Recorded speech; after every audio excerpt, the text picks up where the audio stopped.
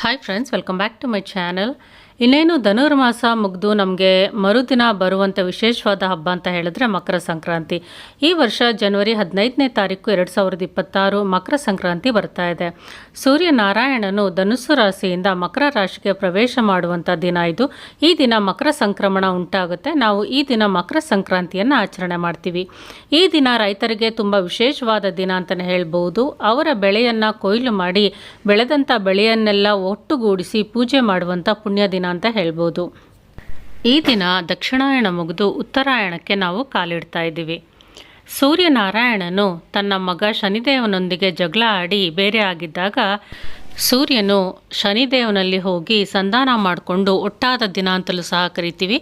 ಆದ್ದರಿಂದ ಈ ದಿನ ಶನಿಗೆ ಇಷ್ಟವಾದ ಎಳ್ಳನ್ನು ಬೇರೆಯವ್ರಿಗೆ ದಾನ ಮಾಡಿದ್ರೆ ಶನಿದೇವರ ಒಂದು ಅನುಗ್ರಹ ಸಿಗುತ್ತೆ ಅಂತ ಹೇಳ್ತಾರೆ.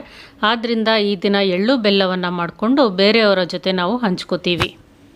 ಇನ್ನು ಈ ದಿನ ಗೋದಾದೇವಿಯ ಮದುವೆಯಾದ ಪುಣ್ಯ ದಿನ ಅಂತಲೂ ಸಹ ಕರೀತಾರೆ. ಸಂಕ್ರಾಂತಿಯನ್ನು ಬೇರೆ ರಾಜ್ಯಗಳಲ್ಲಿ 3 ದಿನ 5 ದಿನಗಳು ಸಹ ಹಬ್ಬ ಆಚರಣೆ ಮಾಡ್ತಾರೆ. ನಾವು ಮಕರ ಸಂಕ್ರಮಣದ ಕಾಲವನ್ನು ಮಕರ ಸಂಕ್ರಾಂತಿಯಾಗಿ ಆಚರಣೆ ಮಾಡ್ತೀವಿ. ಈ ವರ್ಷ ನಮಗೆ ಜನವರಿ 15ನೇ ತಾರೀಕು 2026 ಬರ್ತಾ ಇದೆ. ಸಂಕ್ರಾಂತಿ ಹಬ್ಬದ ದಿನ ಮಾಡುವಂಥ ವಿಶೇಷವಾದ ಪೂಜೆಗಳೇನು, ಸಿದ್ಧತೆ ಹೇಗೆ ಮಾಡ್ಕೋಬೇಕು ವಿವರಣೆಯನ್ನು ನೋಡೋಣ. ಹಬ್ಬದ ಹಿಂದಿನ ದಿನವೇ ಮನೆಯೆಲ್ಲ ಶುದ್ಧಿ ಮಾಡ್ಕೋಬೇಕು. ದೇವ್ರ ಮನೆಯನ್ನು ಸಹ ಶುದ್ಧಿ ಮಾಡಿಕೊಂಡು ಹೊಸಲನ್ನು ಶುದ್ಧಿ ಮಾಡಿಕೊಂಡು ಅರಿಶಿನ ಕುಂಕುಮ ಬಣ್ಣ ಬಣ್ಣದ ರಂಗೋಲಿಗಳಿಂದ ನಾವು ಅಲಂಕಾರ ಮಾಡ್ಕೋಬೇಕು. ಇನ್ನು ಹಬ್ಬದ ಹಿಂದಿನ ದಿನವೇ ಸಗಣಿ ತಂದಿಟ್ಕೋಬೇಕು. ಹಸುವಿನ ಸಗಣಿಯನ್ನು ತಂದು ಅದನ್ನು ಶುದ್ಧಿ ಮಾಡಿಕೊಂಡು 5 ಅಥವಾ 9 ಮುದ್ದೆಗಳಾಗಿ ಗೋಪುರಾಕಾರವಾಗಿ ಮಾಡಿಕೊಂಡು ರೆಡಿ ಮಾಡ್ಕೋಬೇಕು.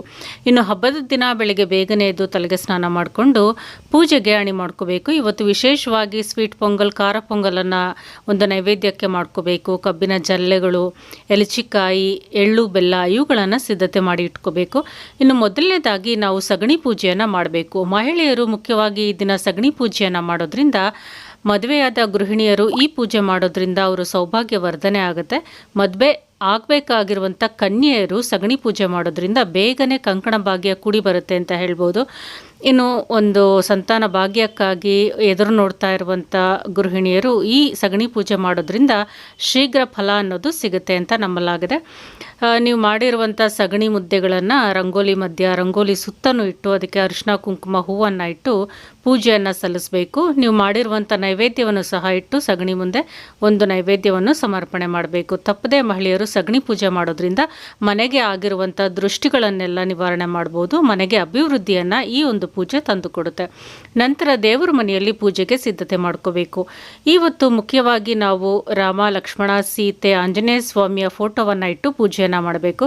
ಯಾರಿಗೆ ಮನಸ್ಥಿತಿ ಸರಿ ಇಲ್ಲ, ಮನಸ್ಸಲ್ಲಿ ಕಿರಿಕಿರಿ ಇದೆ, ಒಂದು ಆರ್ಥಿಕ ಸಮಸ್ಯೆಗಳು ಇದೆ ಅಂತ ಹೇಳೋರು ಈ ಒಂದು ರಾಮ, ಲಕ್ಷ್ಮಣ, ಸೀತೆ, ಆಂಜನೇಯ ಸ್ವಾಮಿಯ ಫೋಟೋವನ್ನು ಇಟ್ಟು ಈ ದಿನ ಪೂಜೆ ಮಾಡಿದ್ರೆ ತುಂಬ ಉತ್ತಮ ಫಲಗಳನ್ನು ಪಡಿಬೋದು.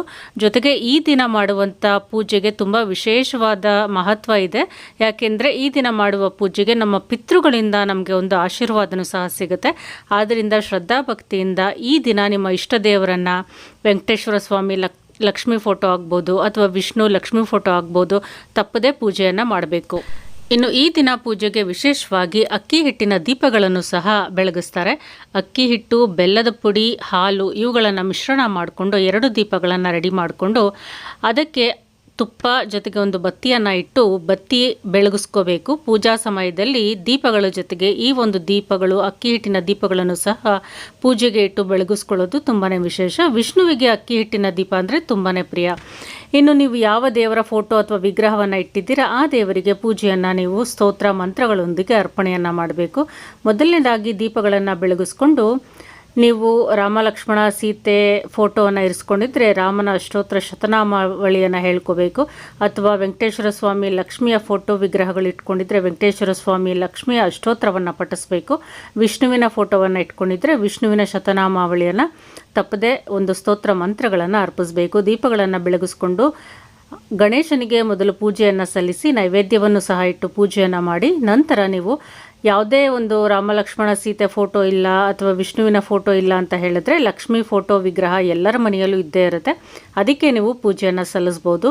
ಈ ದಿನ ನೀವು ಕಳಶ ಸ್ಥಾಪನೆಯನ್ನು ಸಹ ಮಾಡಿಕೊಂಡು ಲಕ್ಷ್ಮಿಗೆ ಪೂಜೆಯನ್ನು ಸಲ್ಲಿಸ್ಬೋದು. ಕಳಶ ಸ್ಥಾಪನೆ ಮಾಡಬೇಕಾದ್ರೆ ತಟ್ಟೆ ಮೇಲೆ ಅಕ್ಕಿಯನ್ನು ಹಾಕೋ ಬದಲು ಭತ್ತವನ್ನು ಹಾಕ್ಕೊಂಡು ಕಳಶ ಸ್ಥಾಪನೆ ಮಾಡ್ಕೋಬೇಕು. ಈ ದಿನ ಭತ್ತದ ಪೂಜೆಗೆ, ಒಂದು ಧಾನ್ಯಗಳ ಪೂಜೆಗೆ ತುಂಬಾ ವಿಶೇಷ ಮಹತ್ವ ಇದೆ ಅಂತ ಹೇಳ್ಬೋದು. ಈ ದಿನ ಕೊಯ್ಲು ಮಾಡುವಂಥ ದಿನ. ಭತ್ತಗಳನ್ನು ಸಹ ದೇವ್ರ ಮನೆಯಲ್ಲಿ ಇಟ್ಟು ಪೂಜೆಯನ್ನು ಅನೇಕರು ಸಲ್ಲಿಸ್ತಾರೆ. ನೀವು ಕಳಶ ಇಡೋದಾದರೆ ಅಕ್ಕಿ ಬದಲು ಭತ್ತವನ್ನು ಇಟ್ಟು ಅದ್ರ ಮೇಲೆ ಕಳಶವನ್ನು ಸ್ಥಾಪನೆ ಮಾಡಿಕೊಂಡು ಪೂಜೆ ಮಾಡಬೇಕು.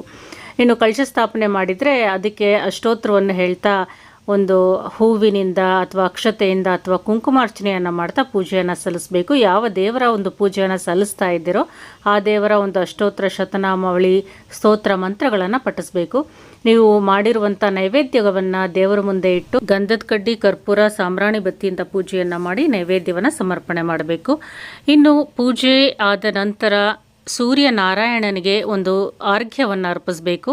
ಈ ದಿನ ಸೂರ್ಯನ ಪೂಜೆಗೂ ಸಹ ತುಂಬ ಮಹತ್ವ ಇದೆ. ನೀವು ಪೂಜೆಗೆ ಮೊದಲಾದರೂ ಸರಿ, ಪೂಜೆ ನಂತರ ಒಂದು ಸೂರ್ಯದೇವನಿಗೆ ಅರ್ಘ್ಯವನ್ನು ತಪ್ಪದೆ ನೀವು ಅರ್ಪಿಸಬೇಕು.